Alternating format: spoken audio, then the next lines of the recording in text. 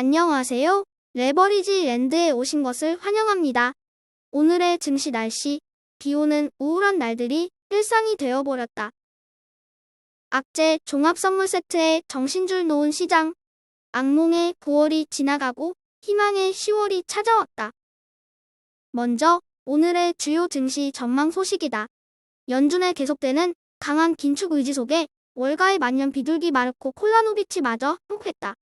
지정학적 리스크와 계속되는 통화 긴축이 올해 목표치인 4,800포인트를 위협하고 있다며 매번 낙관적인 전망으로 투자자들의 마음을 든든하게 해주던 비둘기형의 이전과는 다른 자신 없는 모습의 투자자들의 마음은 먹먹해져만 간다.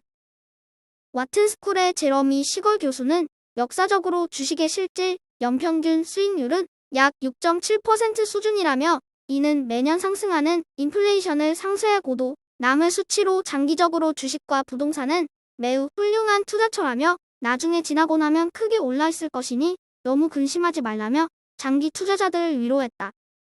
하지만 오늘도 역시나 패드 위원들은 이전과 다름없는 매파 발을 쏟아내었는데 브레이너드 부의장과 리치몬드 여는 총재는 금리 인상을 조기에 중단하는 것이 훨씬 큰 위험을 초래할 수 있다며 마음 약해지지 말고 고삐를 늦추어서는 안 된다며 어떤 일이 있어도 인플레이션과의 싸움에서 승리해야 한다고 다시 한번 전의를 불태움으로써 바늘 구멍의 여지도 주지 않으며 투자자들의 마음에 비수를 꽂혔다. 오늘도 시장은 8월 PC 근원 물가가 기대치보다 0.2% 높은 4.9%로 집계되며 인플레이션이 생각보다 끈적끈적하다는 것을 다시 한번 확인하며 주저앉았다. 이와 더불어 패드 위원들은 이전과 동일한 기조의 매파 발언이 이어졌고 이 와중에 개념 없는 푸틴은 영토합병 계획에 협상은 없다며 미국이 일본의 핵을 사용했던 사례까지 예를 들며 우리라고 못할 이유가 없다는 듯 모든 수단과 방법을 총동원하겠다며 핵 사용에 대한 우려를 키우며 시장 하락에 일조했다. 이제는 S&P 500은 25%, 나스가 35% 언저리까지 낙폭을 키운 상태이며 필라델피아 반도체 지수는 고점 대비 반토막을 향해 수직 하강하고 있는 것을 볼 수 있다. 3배수 레버리지 ETF는 계속되는 시장의 악재 속에 줄줄이 하락 마감하였으며 바이오 테크 종목은 나보만 유일하게 소폭 상승 마감하였다. 고점 대비 하락률은 대부분 90%를 넘긴 상태로 S&P 500 지수를 제외한 대다수의 종목들이 10분의 1 토막으로 쪼그라든 모습이다. 2배수 레버리지 ETF 역시 상황은 마찬가지로 중국 테크주를 제외한 전 종목에 걸쳐 하락 마감하였으며 고점 대비 하락률은 중국 테크주의 경우 20분의 1 토막 수준이며 나머지는 반토막 이상의 하락세가 이어지고 있는 모습이다.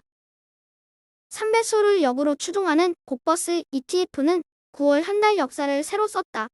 나스닥 지수의 미친 하락에 불과 21세 무려 50% 가까이 상승하였으며 시장 하락에 베팅하는 투자자들에게 잊지 못할 역대급 수익을 안겨준 한 달이 되었다. CPI 물가 지수가 발표된 9월 13일을 계기로 연준 의장의 잭슨 홀 매파 발언이 이어지며 급격한 하락 전환이 시작되었고 지속적 악재 속에 불과 보름 만에 벌어진 일들이라는 점이 그저 놀라울 따름이다. 오늘의 추천 종목은 스마트팜 기업인 앱 하비스트이다. 기후 변화 위기로 인해 인류의 식량난이 우려되는 가운데 앱 하비스트는 농업 혁신을 주도하는 기업으로 하이테크 온실 서비스로 약 95%의 자원 절약에 30배 많은 생산량을 기존 농지 농업 대비 얻을 수 있는 효율적인 기술을 갖춘 회사이다. 이미 월마트, 코스코, 타겟, 크로거 등과 같은 대형 고객들을 보유하고 있으며 미국 전역에 공장 증설을 진행 중으로 스마트팜에 관심 있는 투자자라면 눈여겨봐야 하는 회사이기에 오늘의 템버거 후보 종목으로 추천해본다. 다음은 불즈 ETN 내 개별 종목 소식으로 먼저 애플과 퀄컴은 아이폰 14의 판매 부진 여파에 주가 조정이 계속되고 있으며 알파벳, 마이크로소프트, 메타 등의 주요 빅테크 인터넷 기업들 역시 유례에 없는 신저가 행진이 계속되고 있는 상황이다. 특히나 4차 산업혁명의 쌀이라 불리는 반도체 기업들은 추풍 낙엽처럼 무너져 내리며 자고 일어나면 52주 신저가 기록이 경신되고 있는 모습이다. 역사적인 역대급 매크로 환경 속의 테슬라의 AI데이 이슈는 자취를 감춘 상태이며 당장 눈앞이 캄캄한 현실에 긴 미래를 내다볼 여유 따위는 실종된 상황임을 알 수 없다. 시장은 최악의 9월을 보내며 현재 심리 상태를 알 수 있는 공포 탐욕 지수는 이미 극도의 공포 구간에 들어선 것을 확인할 수 있다.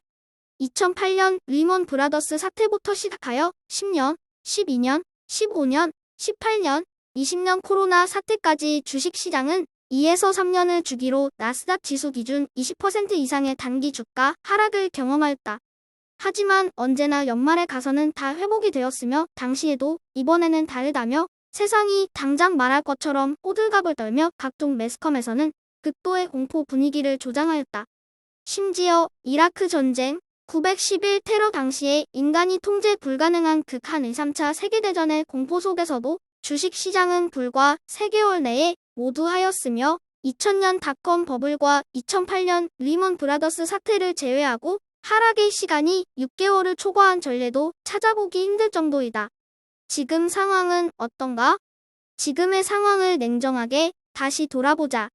연준이 도와줄 것이라는 기대감의 악재가 호재로 둔갑되며 베어마켓 랠리가 시작되었고 시장은 순식간에 고점 대비 마이너스 10% 구간까지 빠르게 회복되었다. 이게 8월까지의 상황이며 그 뒤 물가가 생각보다 쉽게 꺾이지 않을 것 같다는 우려 속에 연준도 단호하게 대처하며 투심이 순식간에 얼어붙었고 경기 침체를 암시하는 각종 지표들은 호재가 아닌 악재로 작용하며 시장 폭락을 주도하고 있다. 냉정히 말해 시장이 변한 것은 아무것도 없다. 단지 변한 것이라고는 연준의 태도뿐이다. 여기서 우리가 명심해야 할 것이 있다. 지금의 시장 하락은 인간이 인위적으로 조작하고 있는 악재라는 것이다. 언제든 필요에 따라 전환시킬 수 있는 통제 가능한 악재라는 것이 핵심이다. 결국 물가가 얼마나 빠르게 잡히느냐가 관건이며 시장은 CPI, PCE 물가 지수 등의 과거 후행 지표에만 매몰되어 극도로 예민하게 반응하고 있는 것이 지금의 현실이다. 연준이 주고 있는 지금의 리스크가 가장 적은 이 안전한 기회마저 놓치고 한다면 앞으로 그 어떤 기회가 오더라도 절대로 잡을 수 없다고 단언한다. 누군가 건물 밖으로 급하게 뛰쳐나가기 시작한다. 나머지 사람들은 영문도 모른 채 같이 따라 뛰쳐나간다. 인간의 두뇌는 부정 편향이 강하며 그에 기반한 손실 회피 심리가 매번 우리의 선택에 매우 큰 영향력을 행사한다. 리먼 브라더스 사태와 같은 시스템 붕괴에 대한 공포가 온천하를 뒤덮고 있다. 온갖 악재와 시장에 대한 부정적 전망들은 투자자들로 하여금 극도의 불안과 공포를 불러일으키며 이에 일부 투자자들은 심리적 압박을 견디지 못하고 주식시장 탈출로 이어진다. 손실 회피 성향이다. 부자가 되려면 외로워야 한다. 다수화는 다른 길로 선택할 줄 알아야 한다. 투자는 본래 고독한 것이다. 잃었다고 징징대어서도 안 되고 벌었다고 떠벌려서도 안 된다. 본질을 볼 수 있는 통찰력을 가지고 대중과는 반대로 행동할 수 있는 용기와 마음의 여유를 가지고 시간을 인내할 수 있는 자만이 부를 쟁취할 것이다. 감사한 주말 무거운 짐은 잠시 다 내려놓고 우리 모두 지금 행복하자. 저의 주린이 일기는 내일도 계속됩니다. 영상이 도움이 되셨다면 구독, 좋아요, 알림 설정 부탁드려요. 감사합니다. 모두 부자 되세요.